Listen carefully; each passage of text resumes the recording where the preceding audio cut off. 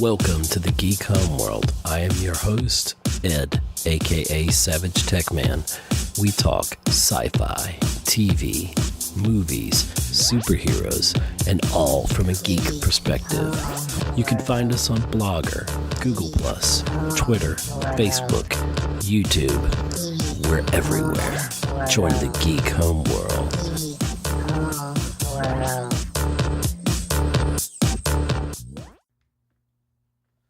Welcome to another exciting episode of the Geek Homeworld. I'm Ed Ciucevich, aka SavageTechman. Welcome to the Geek Homeworld. And we're doing our top 10 films of 2019, our preview. And I've got here joining me once again, Scott Schreiber. Welcome, Scott. Hey, not a problem. Just a correction there, not top 10, but what did I say? Top 10? Yeah, top 10. We're doing, yeah, no, it's cool. More than 10. No, yeah, it's definitely more than 10. We want to give you a comprehensive list of what to expect here in 2019. This, even though we're starting in March, this is going to be our most comprehensive. I've got about 96 films on this list. Yeah, don't worry, we're not going to talk too in depth about all of them, but we do want to mention a lot of these just because they are notable and ones that you should look out for. Right. Your specific taste. We'll touch on some horror films and different genres that you might be wanting to look out for. And please give us your feedback on Twitter at Geek Homeworld. We're on geekhomeworld.libsyn.com. Also on Geek Homeworld on Facebook. You can go there, like the page, and comment on this. We welcome your comments. And so we're going to kick it off with... well, we want to talk about where we are so far. Yeah, a little bit. I mean, today's March 1st, right? March 1st. So we've had 2 months, and it's not been that great of a year so far. Right. A little lackluster. No big box office winners or anything that really stands out. I'd say the best of the bunch are probably Alita for its 3D and Battle Angel. And the story. The story's not too bad. The visual effects, though, is the key there, or the star there. That's pretty good. Fighting with My Family was very good, I thought. How to Train Your Dragon. The end of that trilogy was pretty good. But the kid who would be king... I missed that one, so I don't know. I thought it was fun. I thought it was good. It wasn't super great, but it was. And then, of course, there was Glass, which mixed reviews. I'm more excited about what's to come after this than actually this movie. So it'll probably get a little bit forgotten. But moving on, March 8th, we have a huge opening, the first one of the year. So much depends upon this film. Captain Marvel. Yes. With Brie Larson. So this is, and I think it's Disney's first film of the year. We're going to see Disney pop up a lot here. I think 11 times. Kind of surprised we hadn't seen a Disney film yet. Right, but they're just so accustomed to them. There's almost one a month here, so just about. But this is Captain Marvel, so important. There's a lot of controversy. A lot of controversy around this film and stuff Brie Larson said. We're not going to get into all that. That's for another time. But I'm still going to see it regardless. I'm a white male in my 40s, almost 50, and I don't have a problem with the issues with it. And I like the trailer. I'm looking forward to seeing it. I like they add Jude Law to the Marvel Cinematic Universe. And the gentleman who plays Talos in there, I've forgotten his name, and I should have it on me, and I don't. But early reviews say that it's a good film, and that he steals the show along with the cat that's in the film. So I'm definitely going to see it regardless. It's Marvel. Going to check it out. Captain Marvel with Brie Larson. So hopefully she is going to be the new Tony Stark-ish character that's one of the tentpole leaders of the Marvel Universe, probably in the next decade. That is what it looks like. Obviously, with Endgame, I think we're seeing the original Avengers come to an end, and the new Avengers coming to the forefront, and she's certainly going to be one of them. So. Yeah, when we talk about Endgame's going to break our hearts, and even more than Infinity War did that snap. But anyway, so enough Captain Marvel. That's where we're starting off, and we'll have separate episode about that, I'm sure, or episodes. Yeah, that's coming up in about a week. So yeah. Number two, well, not number two, but but also coming out that week is a movie called The Kid. About Billy the Kid, directed by Vincent D'Onofrio. It's starring Chris Pratt, Ethan Hawke, and Dane DeHaan. I believe Dane DeHaan plays the kid, but I love a good Western, and I like the names there, so definitely. Yeah, and Chris Pratt's rocking a ferocious beard there from the trailer. It looks very interesting, so that's what we got for there. Looking at Friday, March 15th, we have Captive State, which is basically Chicago 10 years after an alien invasion, with John Goodman, Vera Farmiga, and Kiki Lane, who was just in If Beale Street Could Talk. So she's venturing out into sci-fi land. So yeah, that one looked interesting. And next we have The Aftermath, which is limited. Yeah, that's a World War II drama with Keira Knightley, Jason Clarke, Alexander Skarsgård, love story, German. Yes, I've seen the trailers for that, and it looks interesting. It's one I want to see. It feels like it could be an Oscar contender. Yeah, maybe if it came out later in the year. That's exactly the point I was looking for there, because I feel the same way. It questions me. Maybe it's trying to stand out, but I love Keira Knightley, and sometimes she can do no wrong.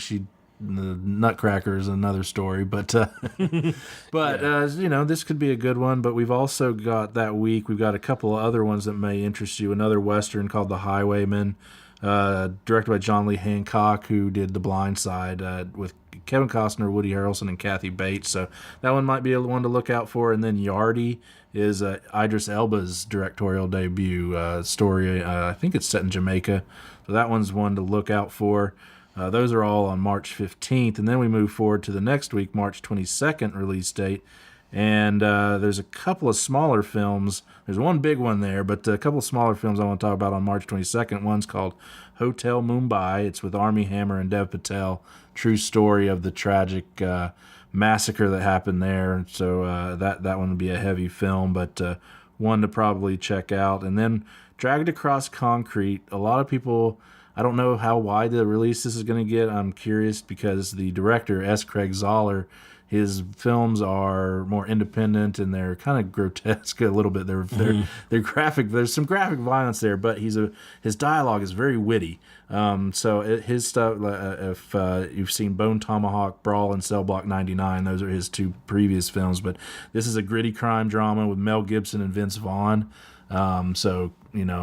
Comeback of sorts for them. I mean, not necessarily gone away per se, but faded a little, both of those guys. And then you got Jennifer Carpenter in there from Dexter too. But the big release of that week is Us. Yeah, with director Jordan Peele. Jordan Peele's next film after Get Out. Yeah, it's definitely a horror film, and I think it's going to have some social leanings to it. That we are our own enemies, right? I think that looks to be the point of the film. Yeah, it was a cool idea that we are our own worst enemies. So, but it looks spooky, looks scary. Lupita Nyong'o looks incredible in it.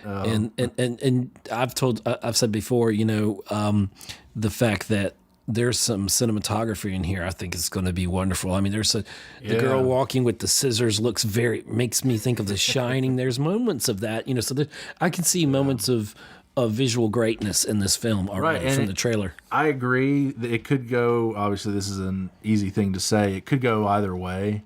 Like, I feel like this could be another masterpiece by him. Well, I wouldn't necessarily call Get Out a masterpiece, but still, it could be another solid film from him, or it could just be a really bizarre, weird film that turns people off. But it's gonna be. I think it's gonna have a pretty massive opening. You're right. At the very least, it will do a huge box office numbers just alone because it's from the guy that did And Get Out. Horror is now the thing. It's becoming more marketable. You're seeing it throughout the year, even into the Christmas season. Small budgets, very small budgets. You're true. You're true on that. And so you can turn a profit. So it'd be hard to call this film. It would have to be really absolutely horrible for it not to make its money back. So I agree. I think it's going to be good. Then we have, let's see.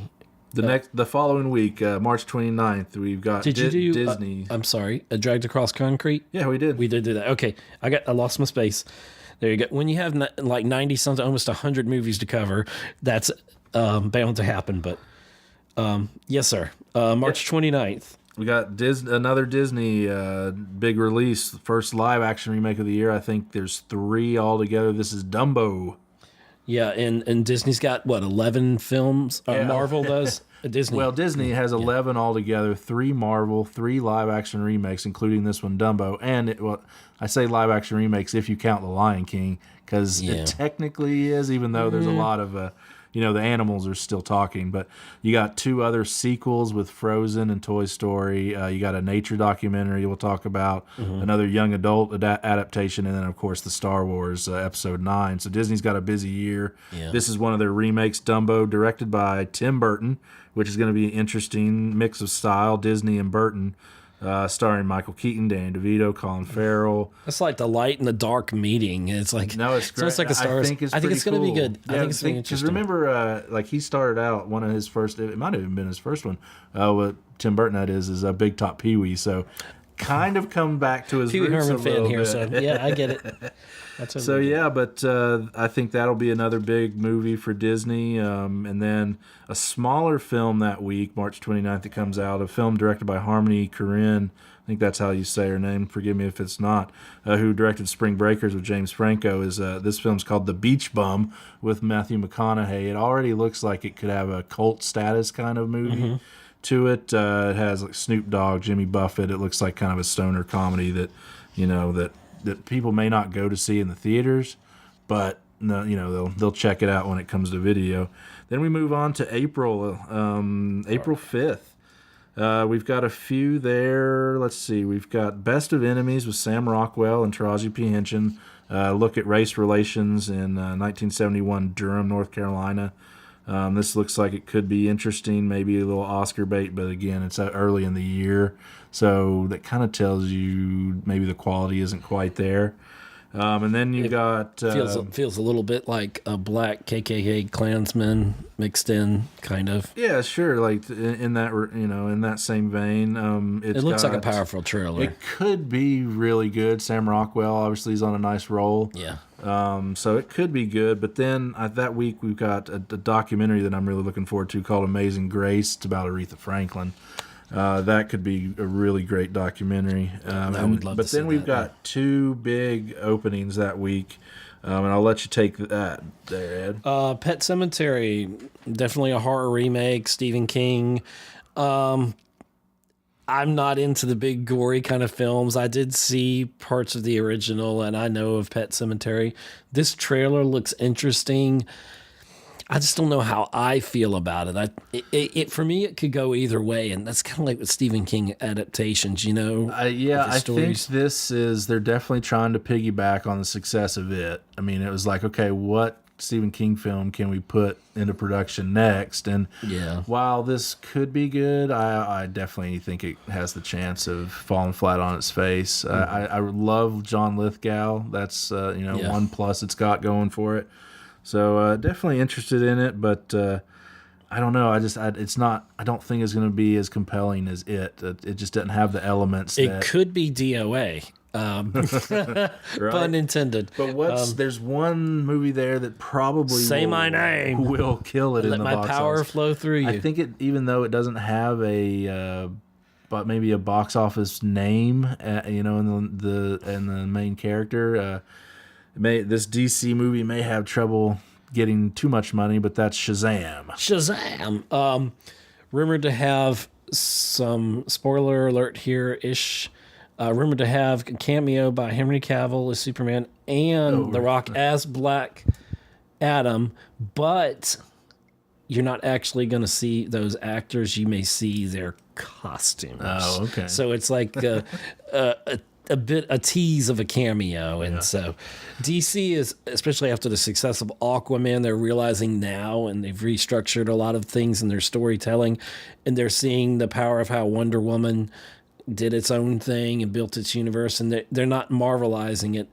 And not to go off on a rant, I promise I won't, but I did see an international interview where Ezra Miller basically gave away the plot of Flash standalone movie, Flashpoint, which is one of the greatest in the comics, and it's been done on the Flash TV series. But it gives them a chance to basically put Flash as all the different incarnations of Flash throughout the DC universe as the connective tissue of it all. So you can have older Batman, younger Batman, the Joker film. That'll be the kind of connectivity of it. Yeah, and that's smart, so they can jump around. That's a good idea. It's not copying Marvel, but it kind of is close to that. So Shazam, I think, is going to open big. I think kids are going to love it. It's meant to be a fun movie, not terribly serious. I think it could. I have a feeling it could be one of those flops, though, because it doesn't have that lead actor. Like, no offense to Zachary Levi, but nobody knows his name, and that could be a problem for I'm DC. glad you didn't quiz me because I didn't know his name. That's what I'm saying. Yeah, he's not as well known, but after that we move on to April 12th, where we have another rebooted franchise, which I'm not sure why. And what's that one? Yeah, it's called Hellboy. I mean, and why?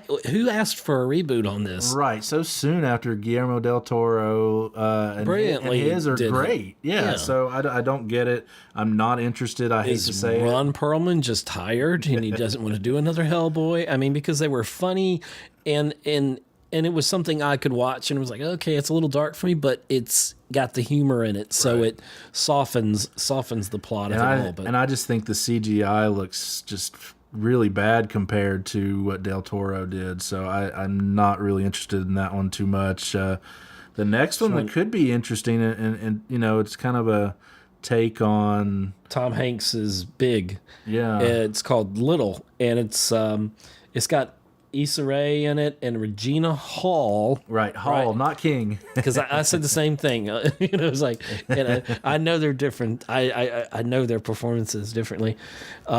Names sometimes throw me off, but I'm there. I love Issa Rae. Regina Hall, I think, is going to be great. If it feels like the vibe of Big. Right, it's another body switching movie, which we've seen. It's a Freaky Friday, almost a Freaky Friday, but not so much. It's got the young girl from Blackish in it, and it could be one of those surprising hits of April. So we'll see. But also coming out that week from the Leica Studios, which I really love these animated films from Leica. They did the Box Trolls, Kubo, and the Two Strings. This film is called Missing Link, voices from Hugh Jackman, Zach Galifianakis, and Zoe Saldana. I think that one's one to look out for. Their animation is incredible. Could be an Oscar contender for animated feature. Also coming out that week is a father-daughter story of Robert Pattinson and Juliette Binoche, where they're trying to survive in deep space. So that was a sci-fi one called High Life. That it's not about beer. No, it's like Miller, sponsored by Miller. Well, actually, it could be sponsored by Miller. They could do a tie-in. It sounds interesting. Yeah, and anything in space, I'm gonna at least look into. So, so you're looking for space. Nobody gets that unless you know John Denver. Okay, I'm sorry. Okay, there's crickets. Yeah, this is where I need sound effects. I'm not editing that out. Anyways, moving right along. April 17th. Breakthrough. It's the Christian film that you've seen the trailers for, where the kid falls through the ice. Okay, I think this is going to open very big in that genre. It's really the only Christian based film, and that is a big is becoming a big industry. It's kind of a sub industry, and it's right. And for the budgets that they have, I'm sure they do really well. Yeah, and sometimes they're hokey. Some of them can be a little hokey because they hit you over the head with the religion a little bit. This one, at least, even though they're really TV actors, they're still decent, with Chrissy Metz from This Is Us, and then you got Topher Grace and Josh who's Lucas. A great actor. Right. So so you got decent actors there, so it could be good, and there's not much opening against it. Other than that, you've got Disney. This is where Disney throws out their nature documentary, which really actually could be good, and I hope people go see it, Penguins. Mm-hmm. And then bleeding into that, it's the same week, you've got The Curse of La Llorona. It's a Mexican horror tale. So that could do good. There's no horror films an untapped around. Market there. I feel some Walking Dead or Fear the Walking Dead kind of vibe there. Well, especially with cinematography, absolutely. Oh yeah. And right now, if you're a cinematographer, you're a director, being of Mexican descent, does not hurt you. Oh, not at all. Because they've got a lock on the gentleman from the Oscars. 2 in a row, best director. Yeah. So I'm excited for that. Yeah. Also that week, you got this could be an interesting one. I don't know how meaty the role is for Judi Dench. It's called Red Joan, and it's evidently a true story about a double agent, KGB British spy. So anytime you see Judi Dench's name, you could see Oscar there. And I think she's kind of a double agent, kind of. Yeah, I think that's the story there. That could be interesting. The following week is where we get the biggest release of the year. It's gonna break everyone's heart or make us happy. But it's Marvel's Avengers Endgame. A little film called Avengers Endgame. And Avengers Infinity War Part 2. But yet renamed it really was. And I'm excited to see what they do here, how they bring everybody back, because we know, or at least not everybody necessarily, but some, and we're going to lose some, we're going to gain some. So I think it's going to be a fun movie. You made a brilliant reference to the fact that the Snap heard around the world last year was probably the biggest cinematic thing that maybe didn't get recognized enough, like at the Oscars. Right. Because we can all remember the Snap. The Thanos snap and right. If you're gonna list your top 5 scenes of 2018. That the snap heard around the world is certainly in there. So I can't wait to actually see around the universe, or maybe multiverses. we don't know. Very well, yeah. So I can't say how excited I am for Endgame, and I almost don't want to. I'm waiting for another trailer, which we possibly may get one in April. I'm thinking right before that we get one final trailer. Early April, yeah. Yeah, I could see that. Then we kind of get into the official start of summer, but even though summer is almost back to February at this point, it's there's tentpole movies all over the place for different genres, which is interesting. But we get into you want to start with we'll move on to May because nobody has the guts to open against Marvel's Avengers Endgame. Yeah. There's nothing else worthy There's really no counter programming. Nobody is going to do anything that week except for Endgame. That's going to be the hugest movie of the year until possibly Star Wars or Frozen 2, but we'll get there. May 3rd is the next week up, and we've got one called The Intruder with Dennis Quaid. This is the first time we see Dennis Quaid pop up this year. We'll see him a few more times.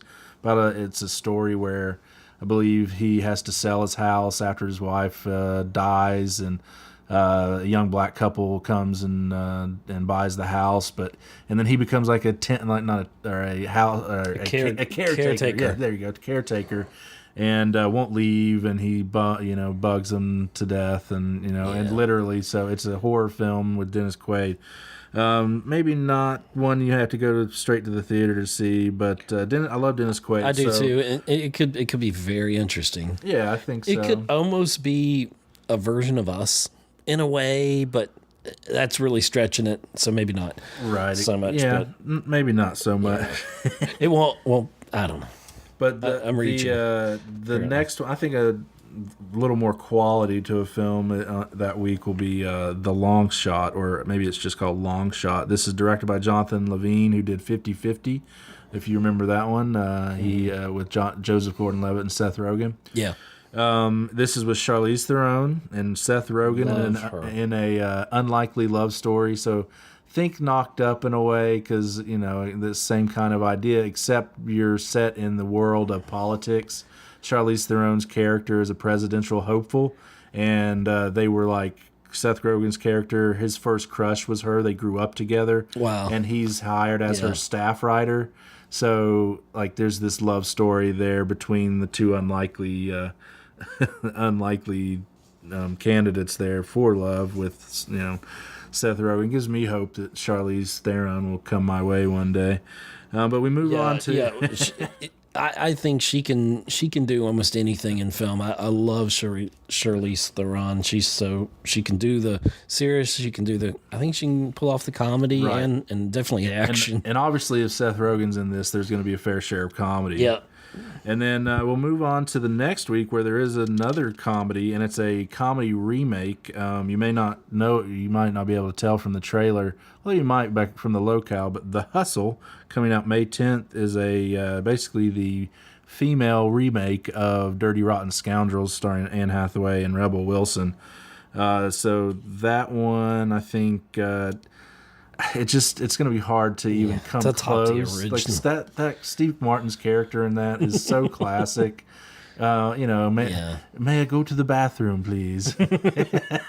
I have to rewatch it again. It's been a while since I've seen it. So the material is there. It could be good. It could surprise, but hard to beat the original. That week we also get Pokemon Detective Pikachu.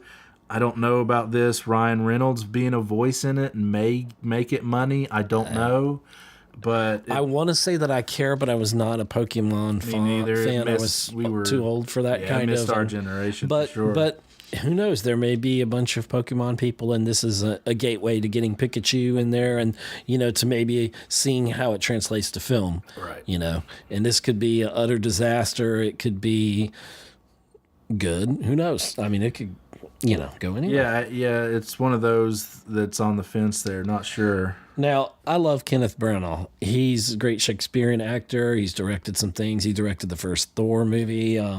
So he has May 10th coming out also that same week, All Is True, and it's about the final days of William Shakespeare. So that sounds interesting.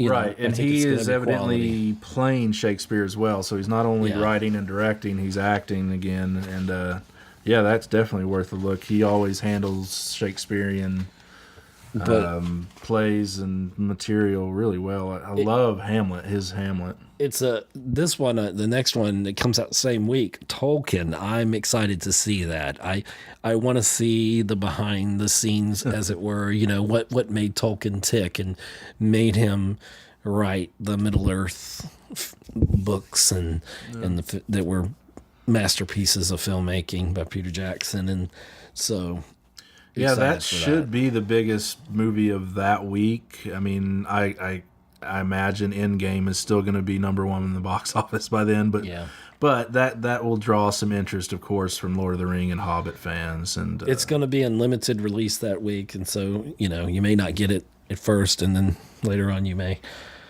Then the following week, we get another animated film that could be up for an Oscar. The same people that brought you Curse of the Were-Rabbit, all the Wallace and Gromit shorts, and Chicken Run. That's called Shaun the Sheep movie, Farmageddon. I guess it's really the second Shaun the Sheep film. That's a clever title. It is. No, and these are clever movies, too. There's the stop-motion, claymation, so it could be up. I see like that. Wallace and Gromit. Right. It's the same company. Same company. Yeah, absolutely. Or same production, yeah.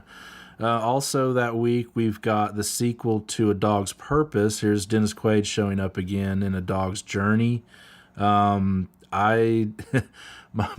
dog passed around the time the first one came out, so I never saw it. But I know that it's probably a tearjerker, and it looked. I've seen the trailer, and it does look like a tearjerker. And his dog is basically reincarnated through different dogs until he finds his way back to. Right. So this one looks like it deals more with his granddaughter, and the dog helps his granddaughter grow up. But that looks pretty good. But the big opening of May 17th, and this is one of my top anticipated films of the year, is John Wick Chapter 3. I love these movies. Parabellum. I love these movies. The action, the stunts, incredible stuff. Yeah. This is his Matrix trilogy, basically. I can see him doing more John Wick films. Yeah, this isn't. Yeah, it won't be just a trilogy. I definitely think they could keep this going. The premise for this one, it makes it insane. It's like this one is basically it's open season. Now there's a hit out on him. Mm-hmm. So every assassin in the world is coming to kill him. That's awesome. They're upping the ante even more. Halle Berry joins, more dogs join. I can't wait for this film. May 17th. No dogs. They almost broke me in the first one with that beagle. I couldn't. Yes, but that's the crux of the movie. There, the dog represents his wife. I think it's going to come out big, guns blazing, and box Yeah, office that'll that be week. the first film that starts to eat into Endgame's returns there. I think that's fair to say. Next, May 24th, what's going on that week? May 24th, we have a couple of big openings. The first one is another space film called Ad Astra, and I think this one could do really well. It's with Brad Pitt and Tommy Lee Jones, Ruth Negga, Donald Sutherland, from the director James Gray. Not sure if you're familiar with his stuff, but it's pretty good. The Yards, We Own the Night, Lost City of Z. Great filmmaker, great storyteller. That one could be cool. Space film, anytime you have space, as we said before. Right.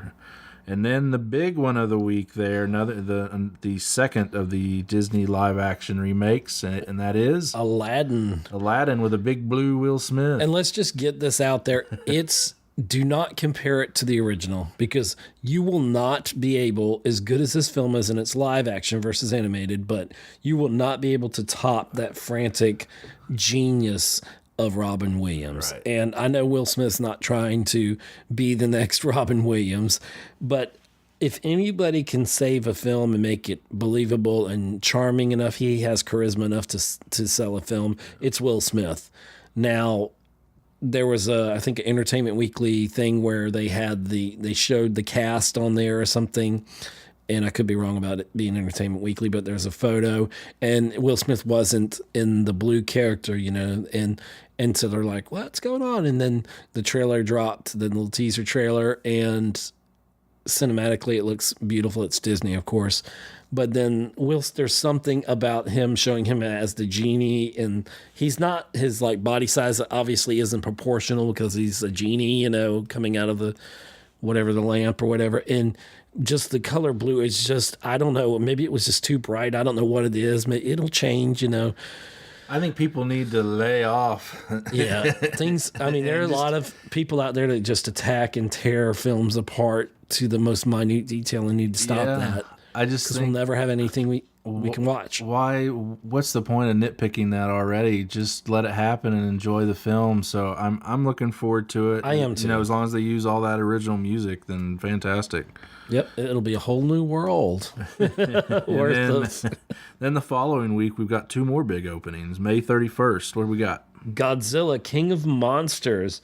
It's got Mothra, Rodan, and King Ghidorah, the three-headed monster there. Right, coming out of the volcano. I've seen the trailers. This thing looks like I have to see it in IMAX. I feel like. Yeah, absolutely. Yeah. I think it'd blow out the screen. The sound is probably going to be just phenomenal. Yeah, definitely see it IMAX where you have the brightest, crispest possible. That's a word now, right? Yeah. It is. I think it is now. But they changed it. But yeah, I think all the original cast, pretty much everybody comes back. Except the ones that died. Spoiler alert. No, I won't even say it. There are characters that died. But then you add Millie Bobby Brown from Stranger Things as well to the mix, and then that same week we have Rocket Man as well, the Elton John movie, and something you might like versus Bohemian Rhapsody. The actor is actually singing, right, and this is directed by the same director that took over Bohemian Rhapsody from Bryan Singer, so there is going to be that same kind of feel. Yeah, I hope that they don't shy away from some of the more personal moments, but I get why they did for Bohemian. It makes for more brisk and enjoyable I think storytelling. You can't. But going back to Rocket Man, but I also hope they pay respect to Bernie Taupin. Don't forget how important Bernie Taupin is. Because he wrote the lyrics. Elton John wrote the music. Right. A lot of people don't realize that. Yeah. And they're brilliant together. When they don't work together, it's not been as successful. And so I hope they do that justice. Elton John is my mom's favorite artist. And it's in fact, Elton John was my first concert because of that. Wow. My first live concert was seeing Elton John. And he's doing his farewell. Obviously toured quote, with unquote. His farewell. This is really the farewell from the interview I saw. But, he's getting up there in age, and, He's still a brilliant performer. He still has all this great catalog of songs. And, you know, I know it's not going to be just a music video. I hope they go deeper into the character. And I think they'll actually be able to do that more than in Bohemian, believe it or not. So I think maybe this becomes an outside Oscar contender. If the Oscars go the way that they kind of did this year, there's a possibility. We'll see. Okay. We're up to June 7th. We're looking at The Secret Life of Pets 2. I saw the first one. It was a fun movie. I liked it. It was I think fun. this will be cute and fun. One of those brisk movies that was over before you knew it, but definitely memorable voices. They're all back. Kevin Hart, Jenny Slate, Patton Oswalt, and others. And they add Harrison Ford to the mix. So I think that'll be a cool little addition. Right. I hope he sticks to landing. Yeah, right. But no. But it's got kind of a tough one to go up against, even though that will draw the kids. X-Men Dark Phoenix is also opening that week. There's been a lot of reshoots on this. There was parts of the film I heard that we talked about on the podcast that were supposed to be serious and people were laughing. So I've heard some horror stories coming from this. But looking at the latest trailer, it looks really good. Yeah, and that's unfortunate to hear because like the negatives, because I love all X-Men films. I'm there with you. I defend all of them, even the ones that are poorly. X-Men: The Last Stand, where they tried doing Phoenix, right? And and like I said before we were recording, I think they did the best they could with what they had, and it made sense that it was kind of a split personality thing, and a lot of diehard comic fans disagreed with that, but there were some really poignant things in there. But here in this franchise, I think they find themselves in a similar place they are in the Marvel Cinematic Universe, similar place they are in Star Wars, where you are transitioning to a newer core of characters and actors. So I think we're going to see a couple of major deaths in this one. I'm predicting Jennifer Lawrence is going to die. That's my spoiler alert. She did the right thing as an actress, as to the director. She promised him she'd come back for this. She wasn't under contract originally to do another X-Men all four film. of them, I think. Yeah, well, especially I know Jennifer Lawrence, but she came back to do it, and that was a top notch of her. And I hope it's good. I really want a very good X-Men film. X-Men Apocalypse wasn't everything I wanted. I still can defend it, but Dark Phoenix, this is kind of what everybody wanted to see. Here's your chance to get it right. And this is the last thing we'll see from X-Men before they officially become part of the Marvel Universe. And we eventually have a crossover film, which will blow everybody's mind. Yeah, that's something to look forward to in the future. That will be fantastic, yeah. So next we're up to June 14th. What do we got there? Move on to June 14th. We'll... a movie that, may come out with a lot of fanfare, maybe just get overlooked as Men in Black International. I don't know how interested I really am in it. I'm not terribly interested. It looks okay. It's basically Liam Hemsworth Thor, in it. It's Thor and Valkyrie again. It's true. It's Chris Hemsworth and Tessa Thompson. This is, but I don't know. I'm kind of weary of it. Also, that week we have another Shaft, another remake, or basically the third in this installment. Yeah. Oh no, not third.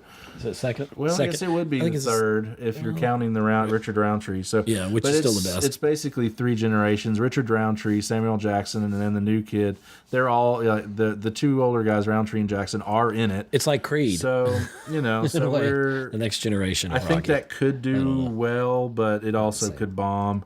Moving on to the next week, one that I'm kind of like, it's one of my guilty pleasures, kind of excited about on June 21st is Child's Play. So Chucky returns with a reboot, but just accept it for what it is, right? Don't go in thinking, well, this is going to win an Oscar. I already see it. And it's because I think with the cast that they have, they've gotten Aubrey Plaza and Brian Tyree Henry, who are mostly comedians. So this is going to be very campy, very silly, and I can't wait for it. But the real big opening that week, it's going to destroy the competition. Yeah, it's going to be one of the top earners of the year. Toy Story 4. Yeah, Toy Story 4. I don't think it's necessary to have a Toy Story 4 because Toy Story 3 was great. I loved Toy Story 3. I loved it, and it could have ended that franchise. So I don't know how you top that. I really don't know. Right. So it'll be interesting to see. They have added they've added a few new voices: Jordan Peele, Keanu Reeves, Patricia Arquette. So a few big names there to add to the list. That's good. Then you've got all the all the originals, of course, with Hanks and Allen and everybody. It's basically a road trip movie. So we'll see how well it does. Definitely has the potential, and yeah, I think it could do great. You think Disney could do great? But these are some movies that are going to... Oh, gosh, is that the same week? That's a different week. Okay, June 28th, thank gosh, it's a different week. But there's some films in here. Limited Partners, another Tiffany Haddish movie, and she's what, a beautician or... Yeah, the premise here is Rose Byrne and Tiffany Haddish, they start a beauty company together, and it's kind of an Odd Couple-esque movie where one of them is practical, one of them wants a lavish lifestyle. Guess which one that is. Yeah, guess which one that is. So I think that one has definitely a lot of potential, obviously, with Haddish's star power there. But also, I think could be one of the best films of the year coming out that week. June 28th, we're talking here, is a film called Yesterday. Yeah, I'm excited. I saw the trailer the other day, and I was like, wow, what an interesting premise. And you want to tell everybody what it's about? Yeah, essentially the premise is a man wakes up out of a coma, and the world doesn't know who the Beatles are. He's the only one that knows the Beatles and their music, so he starts writing quote unquote their songs, right, and releasing them, and becomes huge. People are just astounded by how he could write all this great music. And it's kind of, there's basically a There's story. one that's like, she loves you, dude, or what is it? No, hey, dude. Right, Ed Sheeran's trying to convince him to instead of say hey Jude, say hey dude. It's so much better. So, and it's directed by Danny Boyle, who did Slumdog Millionaire. Fantastic director. I think it's going to be just a heartwarming film, and then really you've got the music of the Beatles. Period. Yeah, so you can't go wrong. Also opening that week are a couple more sequels. 47 Meters Down, Uncaged, sequel to the original 47 Meters. They've upped the ante here. There's a labyrinth of submerged cages that the women get stuck in.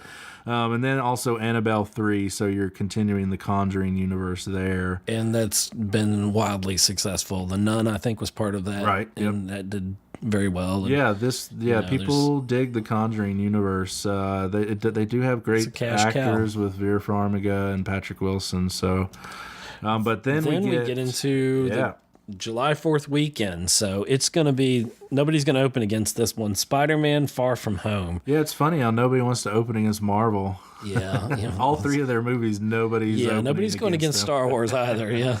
And this is going to be fun.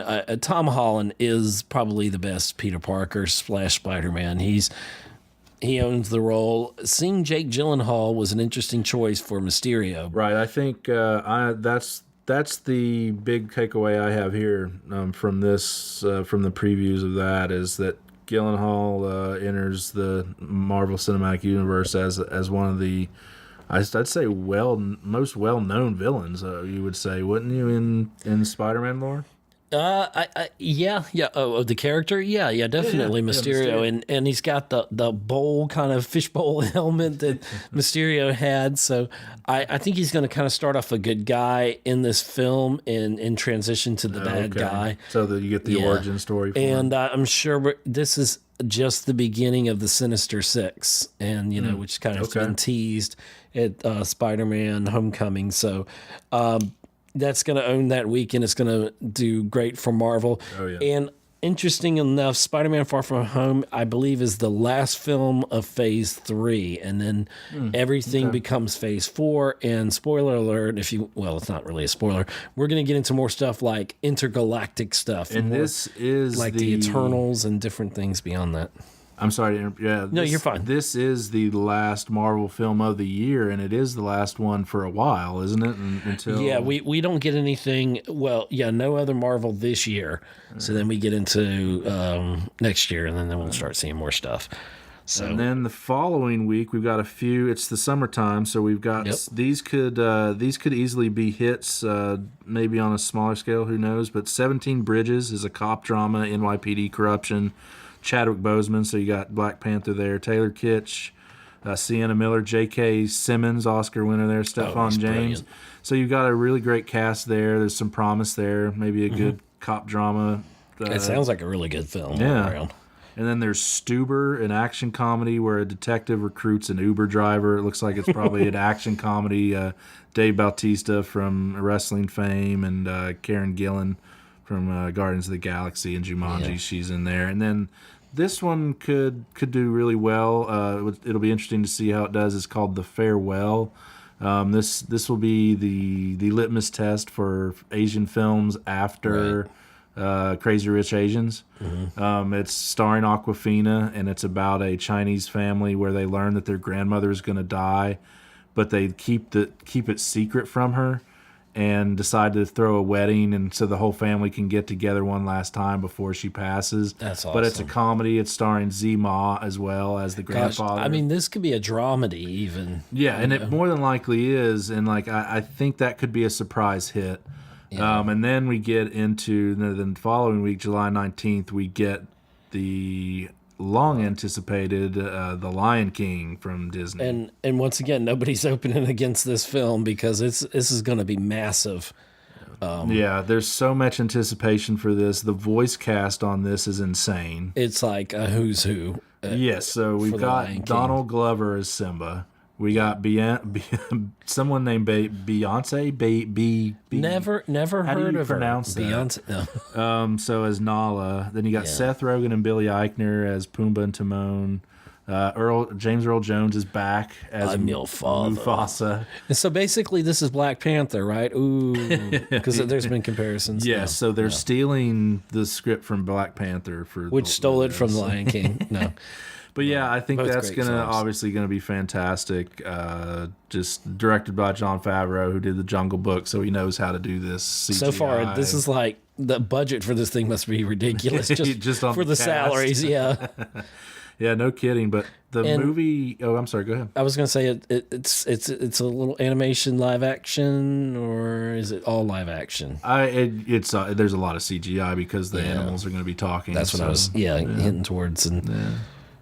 Yeah, and I'm sure it'd be hard to shoot with some of those wild animals. Wow, no pun intended there. But so after that, the following week, again, this is another one of my most anticipated of the year because I love Quentin Tarantino. Star Trek.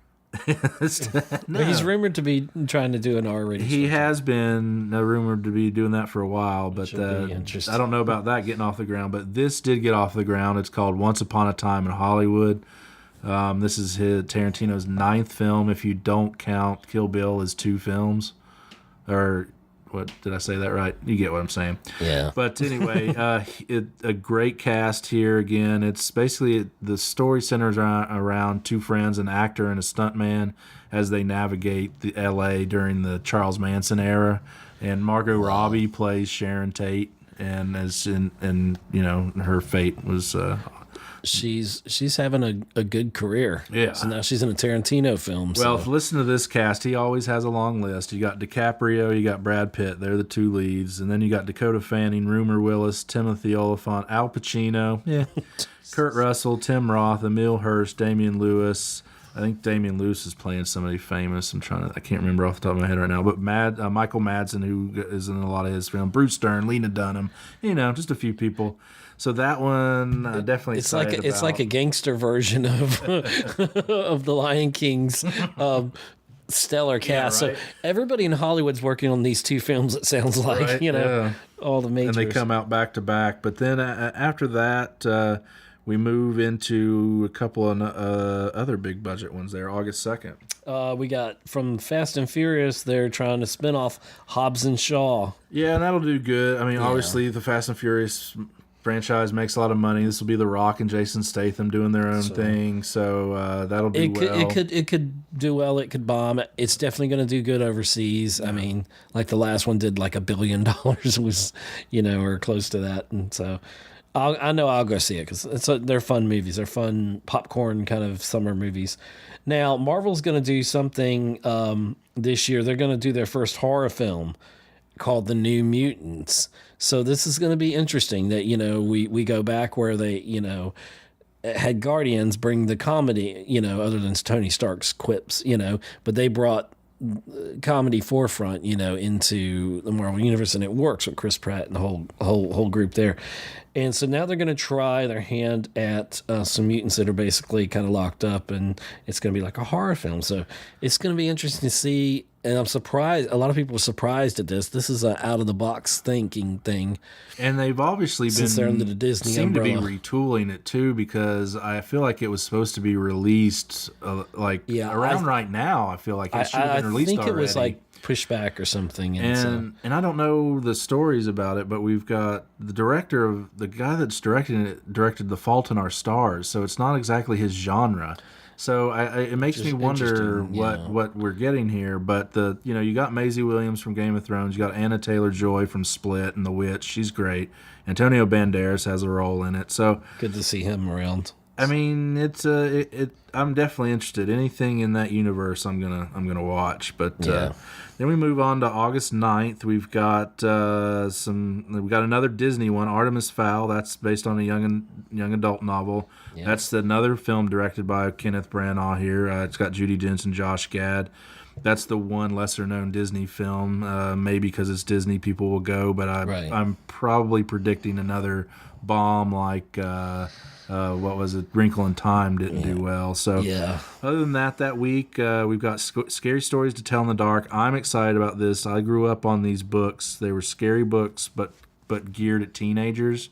Yeah. And it's written and produced by Guillermo del Toro. Okay. I was hoping he would direct, but he's not. But he got a great Norwegian director known for horror. So looking forward to that. So people in my generation are probably excited about that. And then we've got Where'd You Go, Bernadette, a film by Richard Linklater of Boyhood and Dazed and Confused fame, starring Cate Blanchett about a runaway mom. And then you've got Midsummer. I wanted to mention this one because it's directed by Ari Aster, who did Hereditary this past year and was a hugely successful horror film. With Florence Pugh again shows up there, and Will Poulter. And then we move on to we were actually skipping the week of August 16th. We weren't very impressed with the releases. Anything coming out that week. So we're skipping to August 23rd and to Angel Has Fallen. And it's third in the trilogy with Gerard Butler and Morgan Freeman. You have Olympus Has Fallen, London Has Fallen, and now Angel Has Fallen. And so those were both good films. I enjoyed them. They're not Oscar contenders, but they're good, fun for what they are. Films. Popcorn films. Absolutely. And I'm looking forward to it. Angel Has Fallen, August 23rd. Yeah, and also that week we have a movie. This is a bizarre one. I wanted to throw this one in because it does sound kind of weird and bizarre, but I really like this director named Alexandra Aja. Directed this movie called Crawl.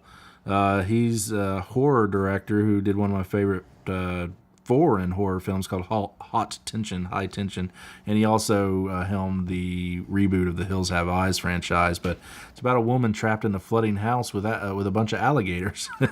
There's basically, I know it sounds weird, Sharknado, but this director, he's so good at building tension that I'm kind of looking forward to that. But let's move on another couple of weeks there to September 6th, and this could be another huge I think it's going to be a massive opening, It Chapter 2. And I'm not a big fan of these films, and I do remember watching the original Stephen King's It, and I think this version of It that came out in the cinema was wonderful. It was really good. It was a little gory for my taste, but it worked. It flowed. There's a couple of moments, you're right, that were gory, but when you compare it to the original, it was like the TV movie. It's better. It is a lot better because it's not as cheesy. The acting is better. The effects are better. So it comes off a lot better. And now we get the second part of the TV movie where they're adults. Right. Because the TV movie went back and forth between adulthood and kids. So now we get them as adults. You got James McAvoy Bill Hader and Jessica Chastain as the main three there, and of course Bill Skarsgård returns as Pennywise. But that'll be great. They're going to be completing. It's going to do well, unless it really sucks, and I don't think it will. I don't think it will. I think it'll do extremely well, maybe even better than the original. We'll see. It may still be in theaters come Halloween. Yeah, that's probably their goal, because they're opening it so soon. They're like, okay, right, let's make money for an extra month and a half. But then we move down to September 20th, a couple weeks later. Yeah, you can see the movies are kind of thinning out for what. Right at the end of the summer, there's really not much in this pocket of time. Well, also, we're getting further down the line where release dates aren't even established yet, and so we're going to get a little everything's bit less. Subject to change.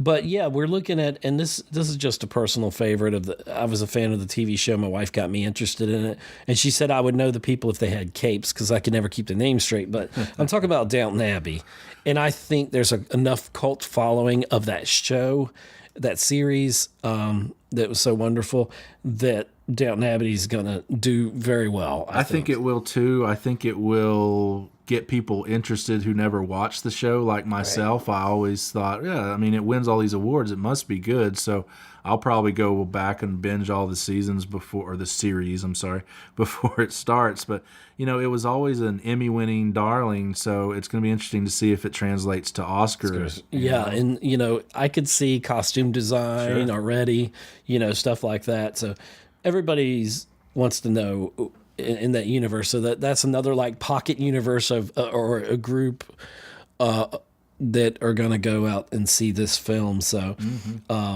I count myself as one of those people. No. Next we have my girl Tiffany Haddish and Melissa McCarthy together in a film called The Kitchen. The Kitchen. It also stars Elizabeth Moss. Go ahead. Yeah, but it's a drama. It's what it looks like. Like I haven't seen the previews for it, but from the description of it, it's about set in the 1970s about mob wives who run their husband's business while they're in jail. Their husbands are in jail. So Melissa McCarthy, Elizabeth Moss, Tiffany Haddish, a great trio there of ladies. And even if it is a drama, we know there's going to be a hint of comedy at the very least. But maybe this is like Melissa McCarthy taking Can You Ever Forgive Me? Yes. Taking that serious tilt. They got Oscar nominated. Maybe this is Tiffany Haddish saying, hey, take me a little bit more serious. But which is nice because that will wear thin. Like if she's that same character in every movie, it'll wear thin. So. Yeah, she can burn through about 5 or 6 movies, before, the light goes out on that career. But I think Tiffany Haddish is got it within her. If she can do comedy, I think she can pull down a drama. You're right. And this is maybe reminds me a little bit of Widows. Okay. A little bit, but I don't know anything until I see it. But The Kitchen, we're looking forward to that September 20th. So we move forward to September 27th. What are we looking at for that week? Got a couple that just briefly mentioned here. DreamWorks has an animated film called Abominable. If I said that right, geez. Another, it's kind of like Bigfoot or Smallfoot that came out last year. Magical Yeti returning to his family. But DreamWorks usually, solid work there for their animation. So worth mentioning. And then we also have what could be an Oscar contender for Renee Zellweger. She's playing Judy Garland in the film called Judy. So who knows? That could be, award worthy, or it could just be another little stinker. But then we got October 4th, another one I'm really looking forward to, especially after learning who the director is. And what movie is that? Joker. So we've got the Joker standalone film directed by Todd Phillips, who really mainly does comedies. He did all the Hangover trilogy. He did Old School. But this looks like you probably know more. Joke. This looks like more like you know more about this than I do. But looks like the Killing Joke. And storyline. Little disturbing, but I think Joaquin Phoenix, just from the early take on some of the set photos of how he's approaching the Joker, I'm glad he's not trying to do a dark Heath Ledger Joker. I mean, this Joker could be dark, but it feels more clown-like. And so it kind of feels more original in some ways, a different take on it. So I like that. I'm excited. It's more of a kind of an origin story too, right? Yes, where he's a comedian, and which I nobody like laughs that. at his jokes, ironically. So It could be me, but That's fantastic. So it also stars Yeah. Robert De Niro and Zazie Beetz, who's in Deadpool 2 and the TV show Atlanta. So great supporting cast there. Another film coming out that could be Oscar bait that week, October 4th, is called The Woman in the Window. Directed by Joe Wright, who did Atonement, Anna Karenina, Right. some great Hannah. I love Hannah. What a great film with young Saoirse Ronan. But it's starring Amy Adams as a agoraphobic woman who witnesses a violent crime by her neighbors, so kind of like Rear Window. Yeah. But she's agoraphobic. Also starring Gary Oldman, Julianne Moore, Anthony Mackie, and Brian Tyree Henry. So great cast there. Yeah, everybody's working this year. It sounds like Right. every great actor is working. Well, that's how it should be. So, Yes. And then we I move, want to see that. Yeah, then we move on to the following week, October 11th, a busy week there.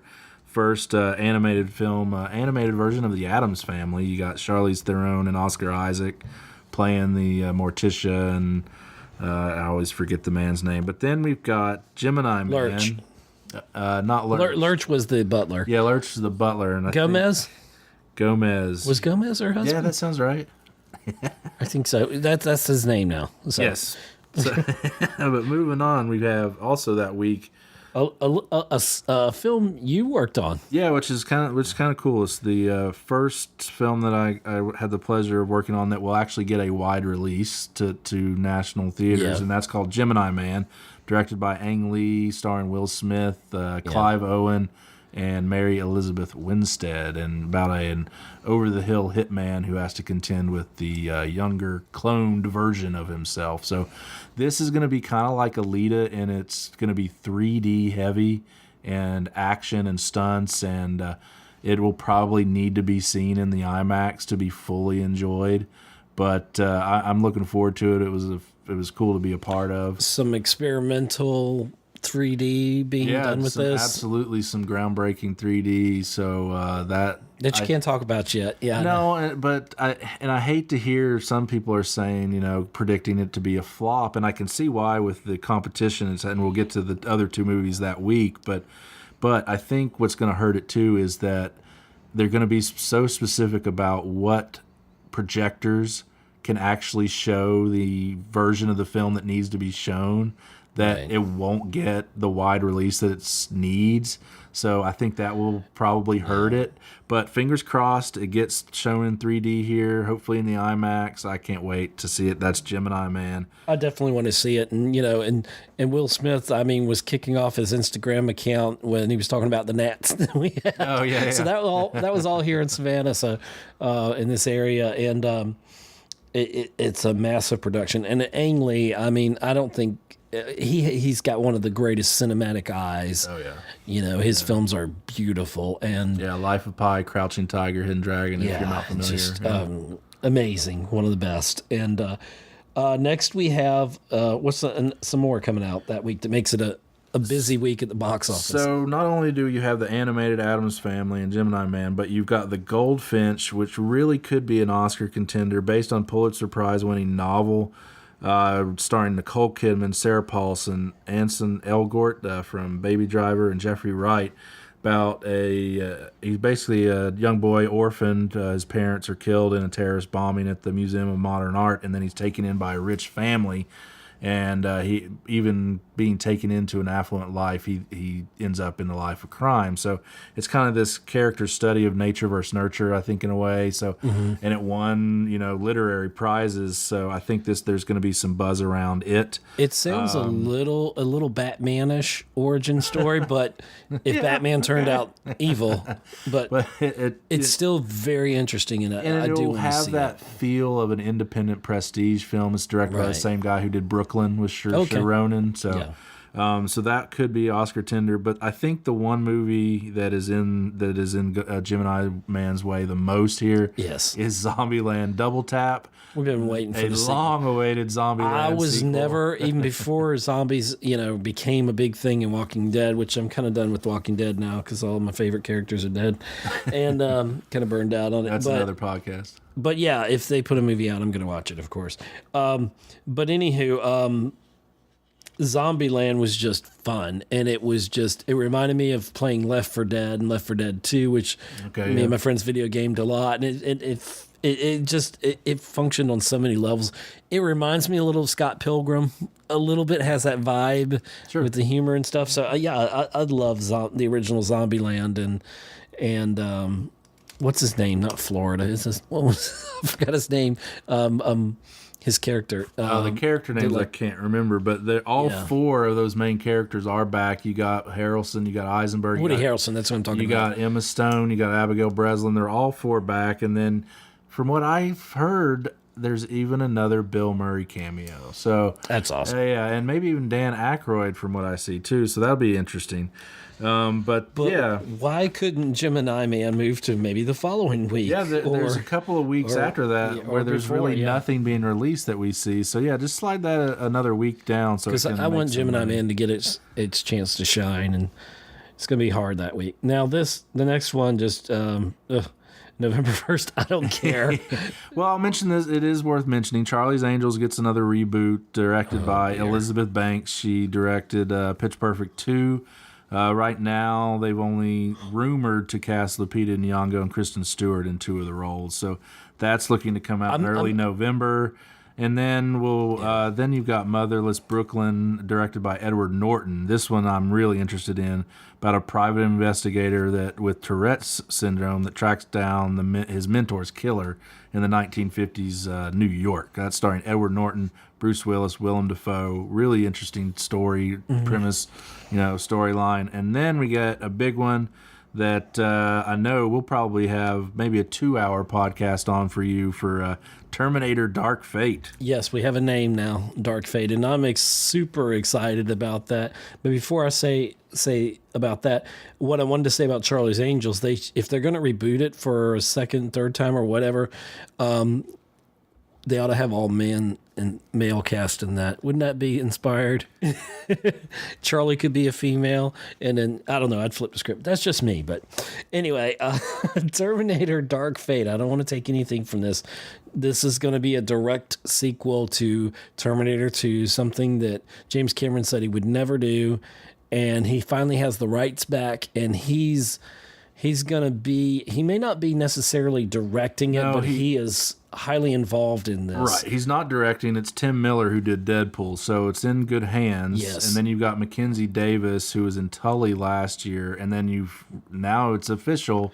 You have Linda Hamilton and Schwarzenegger back. Yeah, and this probably needs to be the last Schwarzenegger. I mean, I don't think that, how long can he go? We need to pass the baton. Who knows? He's Schwarzenegger. I mean, we're going to get another Rambo movie this year somewhere. I don't know when.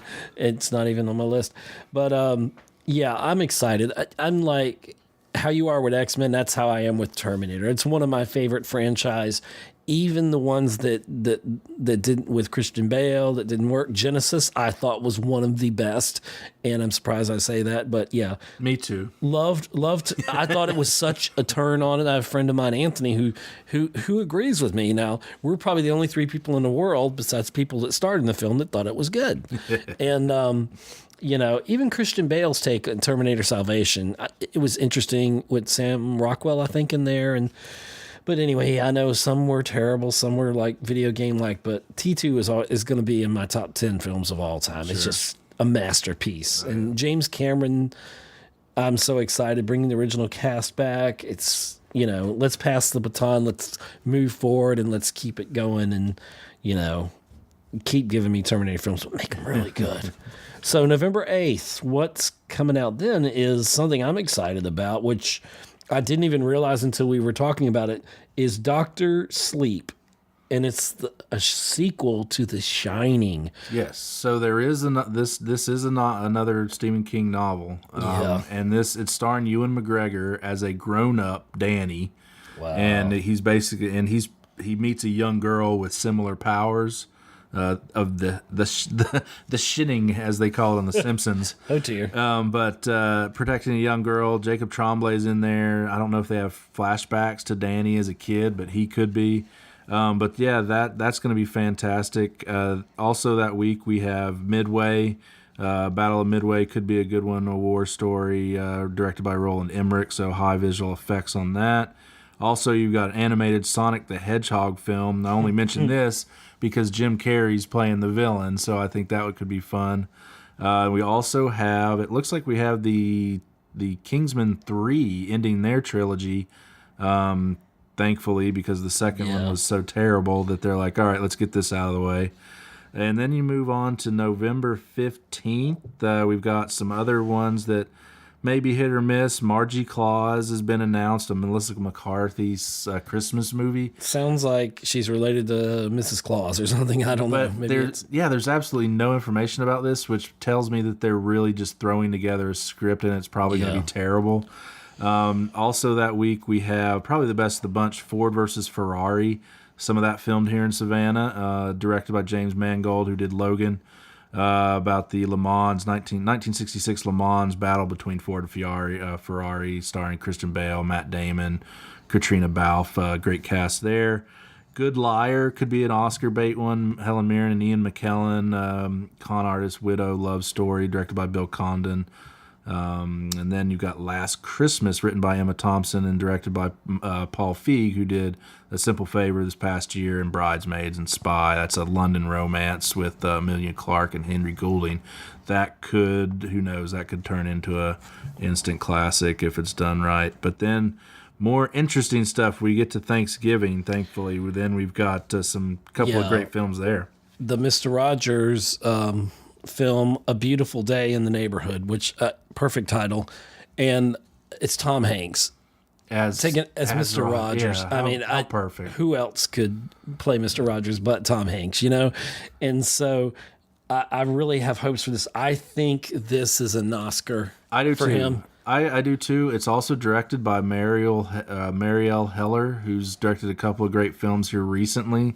So I think there could be a push for her being nominated for Best Director. But I definitely see that being an Oscar film, especially for Tom Hanks. Yeah, but unfortunately, it's going to get buried by another song that's going to get stuck in our head for years, Frozen 2. Yeah, I'm sure they've got the soundtrack all worked out, ready to invade our brains. Yeah, right? And it's... Gosh, that's going to open massively big, and absolutely. It's going to be a very interesting film. It may be very good. It's Disney. It's a proven brand already. The first one was a ferocious success, and this is going to follow suit. I mean, it doesn't even really need a great plot. It's going to make it's going to make a ton of money. They add Evan Rachel Wood and Sterling K. Brown to the voice cast. So great. So then we move forward to November 27th, that Wednesday right before Thanksgiving, and what films are coming out then? Yeah, a couple of who knows there. Maybe good films, some great casts here, at least, especially on one called Knives Out, directed by Rian Johnson. And he's famous for killing Luke Skywalker. So. Oh, well, this is a modern-day murder mystery. So, well, there you go, where he murdered Luke Skywalker. So I think that's what this is about. But listen to this cast: Daniel Craig, Chris Evans, Toni Collette, Jamie Lee Curtis, Michael Shannon, Catherine Langford, Lakeith Stanfield, and Christopher Plummer. So fantastic cast there. So I guess he's doing okay without Star Wars. I guess he found something else to do. We've also got another timely film about race relations, Queen and Slim, about a traffic stop gone wrong, starring Get Out's Daniel Kaluuya and Jodie Turner-Smith. Also Bokeem Woodbine, who I really like, great character actors in that. Written by Lena Waithe. Lena Waithe, writer on what's Aziz Ansari's show on Netflix. That sounds like it has hit written all over it. It could be an Oscar contender with that subject matter. But then we get into our big Christmas movies, big blockbuster ones. What's coming out on December 13th? The Jumanji sequel, and I'm not sure if the title's been released yet. I don't think it has. The first one, they did not. I don't think they expected it to do as well as it did. No, especially not that big. No. And so The Rock was able to have a few films that bombed that year and still come out, with a smile upon his face because it was such a hit. And I think this is going to come out of the gates. I don't know that you'd be able to top the original. No, probably not. It probably won't do quite as well, but you do add Awkwafina. She shows up again here, and Danny DeVito to the mix. So Same cast back. Other than that, it should be another big hit. Maybe not as big as the original, but that's hard to top. So I love Aqua. We talked about it on the last episode, talking about the Oscars. Aquafina, she was so hilarious in her bit there. You know, when she was presenting awards there on the Oscars. So she's a great, wonderful talent. Yeah, and it's nice to see her in several movies. Coming out this year. Yeah. Next we have, December 18th, that Wednesday, Masters of the Universe, and there's really no info on this. It's based on the cartoon, the toy line, and for Grayskull. Yeah, I mean, it looks to be a reboot of. There was one in the late '80s with Courtney Cox and Dolph Lundgren. Oh gosh, yeah. And I, because I loved He-Man and I had all those toys and everything, I love that movie. It's campy, but I freaking love it. I know. But yeah, there's not much information on that, so not much to talk about, unfortunately. That may be intentional. Yeah, exactly. But that same week we get, 2 more big openings. One will be the biggest that we'll talk about on December 20th, but let's talk about Cats for just a second.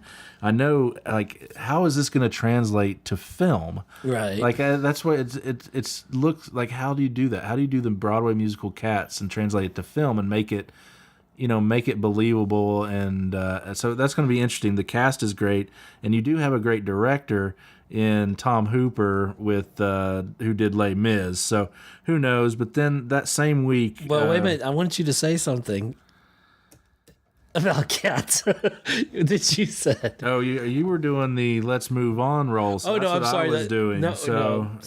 Sorry there. No, their cast is great. But Tom Hooper, who directed King's Speech and Les Mis, is probably the perfect guy to do this film. And he's got a decent cast. Rebel Wilson, which is kind of funny, so she'll try her hand in that. Although she does sing in Pitch Perfect. You got Idris Elba, Judi Dench, Ian McKellen, James Corden, Jennifer Hudson, Jason Derulo, and then you got Taylor Swift in there, which is interesting. I don't know if she's ever acted before, but yeah, I think that's you add those people, and you got Grammy winners in there. It could be it could be hit or miss. People could hate it. And then you've got Star Wars Episode 9 right after that. You're not going to say the line. No, I sent you the wrong signal there. I wanted you to say what you said before we started recording. Well, and then that would feel forced, so let's talk about Star Wars. Okay. Yeah, we'll talk about Star Wars. And I know we're running late, and I'm actually surprisingly going to keep this short. But Episode 9, everything is riding on the end of the Skywalker saga. George Lucas actually... it's been reported, has been brought in to coach J.J. Abrams on Luke Skywalker's, how his character should be handled. So maybe a little spoilerish there, but, we know Force Ghosts or otherwise, we're going to get a Luke Skywalker. And there's some other things that I'm not going to say that are very spoilerish. So I don't want to say much more about Star Wars Episode 9, but... Yeah, and that'll be interesting to see which film wins the box office. Obviously, that gets a late start, and you have to take into 2020's numbers for Episode 9, but between it and Endgame and Frozen 2, what a year this is going to be for box office. And I want to put Terminator up there too, but it's not going to be that big. Not on the lines with those three. Definitely not on the line. So then we get to Christmas Day. What's coming out then? So we've got a slew of them here, of course, on Christmas Day. One called 1917, directed by Sam Mendes, who did American Beauty and Road to Perdition. Obviously, 1917 World War I film. Then you've got a couple of literary remakes. So you got The Call of the Wild, starring Harrison Ford, Karen Gillan, and Dan Stevens. And then probably what's going to be Oscar bait if it's really done right is Little Women, directed by Greta Gerwig. You've got Saoirse Ronan, Emma Watson, Florence Pugh, Meryl Streep, Laura Dern, Timothy Chalamet, Bob Odenkirk, Chris Cooper. So you've got the cast. You got Gerwig coming off of Lady Bird. So I think if that's done right, even if it is, how many times has this movie been done? I mean, it's kind of like A Star is Born too, though. Right. If you do it right, people will forgive you. They will forgive you. And it's got a heck of a great cast to make it all happen. And then you've got Super Intelligence, which could be another McCarthy bomb. Melissa McCarthy and her husband, Ben Falcone, is directing. The idea is that she's like in this experiment where she's chosen to be the first person observed by artificial intelligence. I don't quite understand it, but we'll probably see inane previews for it soon enough. But so that closes out most of the box office. There's a couple of streaming ones we want to talk about here, though, too. Definitely. One of them is The Irishman on Netflix, and this one could be Oscar contender. It could be pretty massive. Right, and this is directed by Martin Scorsese. The story centers around a mob hitman who's recalling his possible involvement in the slaying of Jimmy Hoffa.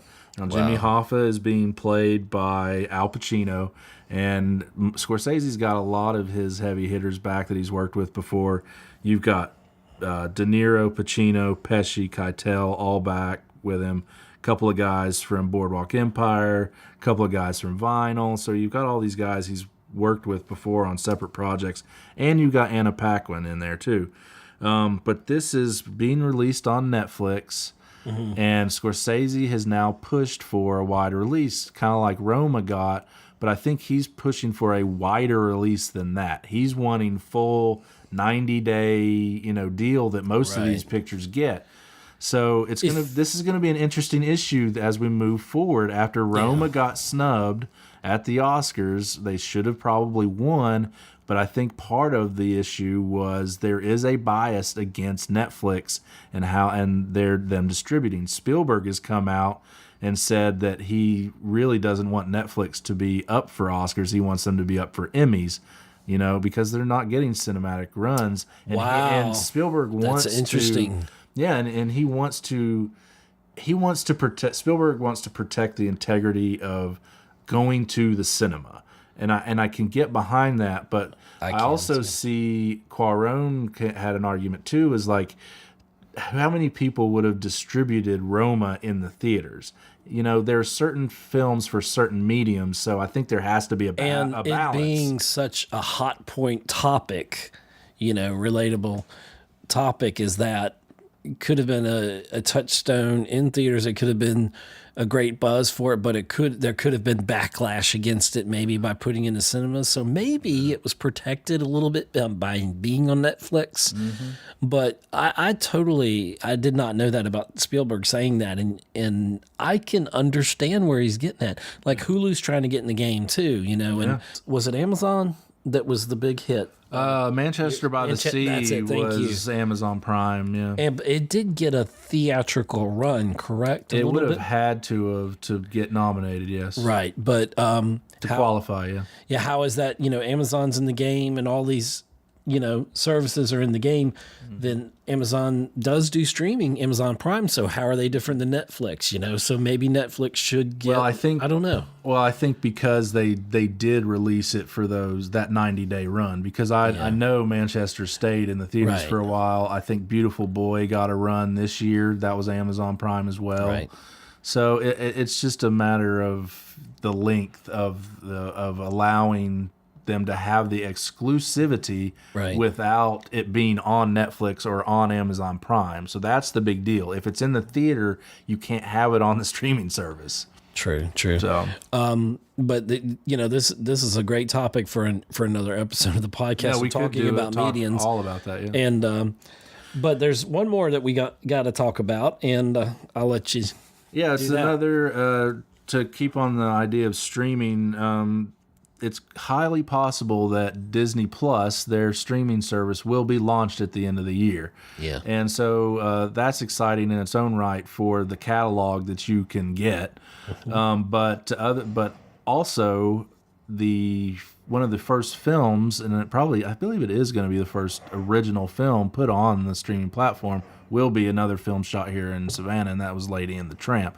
So it's not necessarily just animated, correct? Right. Now, so I want to add that in because I think if it's ready, it could be released in this calendar year. And it is they use live dogs, but there will be CGI over their mouths, you know, so the dogs will be talking. But yeah, they used live dogs and, you know, and entered, so it is another live action remake. So technically Disney's got a fourth one if that gets released this year. And you got to work on the film, so yeah, that's another one. Yeah, I was lucky to move from Gemini Man onto Lady and the Tramp. So yeah, that's going to be exciting with the Disney Plus. I hope Lady and the Tramp's ready. I believe it will be for that launch. So that'll be exciting. Yeah, excited for that Lady and the Tramp. I think it's going to be wonderful, and it's Disney. And sign me up, you know. Once the streaming service comes out, you know, I see everything going. Disney already pulling their Netflix shows, and Disney will control every aspect of the production from, you know, inception all the way back around to distribution and everything else. And so I'm looking forward to it. Yeah, it's going to be a great year. We've got all those Disney productions. I did not realize how many films we had to cover. Well, you know, that's... Thank you, everyone that stuck with us on this episode. You may have to digest it in parts. I don't know, but nearly 100 films there that we have, so that we're looking forward to. And so enjoy your time at the cinema. Let us know. Thank you, Scott, for taking your time out for all the episodes you've been able to do, the blog. Check them out. Thank you. Yeah, no problem, bud. I appreciate it. I really do appreciate you being on here on the Geek Homeworld podcast. And that's going to bring this episode to an end. And we'll see you at the movies. Thanks for listening to another episode of the Geek Homeworld with your host, SavageTechman. You can find us on Libsyn, Google+. Follow and interact with us on Twitter. Like us on Facebook, listen to us on iTunes and leave a review, subscribe to us on YouTube, read our thoughts on Blogger. See you again on the Geek Homeworld.